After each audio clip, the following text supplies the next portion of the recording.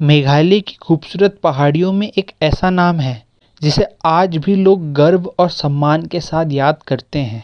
त्रियोत सिंह, वह वीर खासी freedom fighter जिसने अंग्रेज़ों की ताकत के खिलाफ आवाज़ उठाई। ऊ त्रियोत सिंह 19वीं सेंचुरी में हीमा लॉन्गक्लॉ के सिम यानी राजा थे।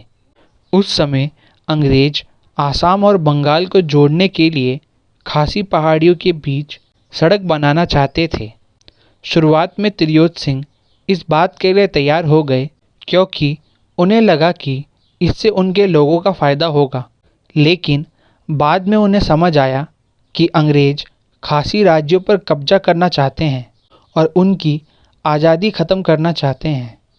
अपनी मातृभूमि अथवा देश को अंग्रेज़ों के हाथों सौंपने से इनकार करते हुए त्रियोत सिंह ने लड़ाई का फैसला किया।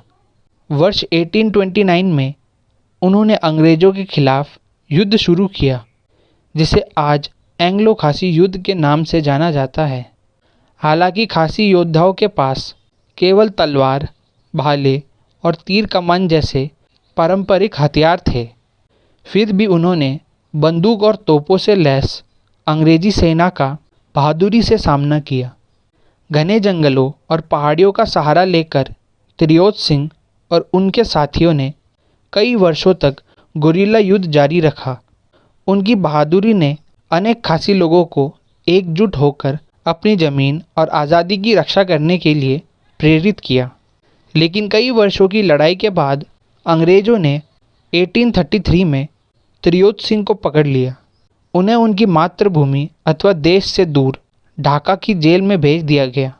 17 जुलाई 1835 को जेल में ही उनका निधन हो गया, लेकिन उनकी वीरता और संघर्ष की भावना कभी ख़त्म नहीं हुई। आज भी त्रियोत सिंह को मेघालय के सबसे महान नायकों में गिना जाता है। हर साल लोग ऊ त्रियोत सिंह दिवस मनाकर उनकी कुर्बानी, बहादुरी और अपनी ज़मीन के प्रति प्रेम को सम्मान देते हैं। उनकी कहानी आज भी नई पीढ़ियों को अपनी पहचान, संस्कृति और स्वतंत्रता की रक्षा करने की प्रेरणा देती है। मैं हिंदी भाषा का इस्तेमाल इसलिए करता हूँ ताकि पूरे भारत के लोग खासी समाज के गौरवशाली इतिहास के बारे में पता चल सके।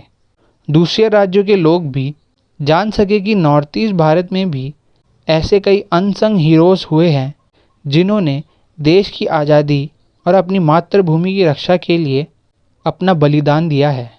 त्रियोत सिंह जैसे वीर योद्धाओं की कहानियाँ सिर्फ मेघालय या खासी समाज तक सीमित नहीं रहनी चाहिए, बल्कि पूरे भारत तक पहुँचनी चाहिए, ताकि हर भारतीय हमारे इतिहास, संस्कृति और वीरता को जान सके और उस पर गर्व कर सके। धन्यवाद।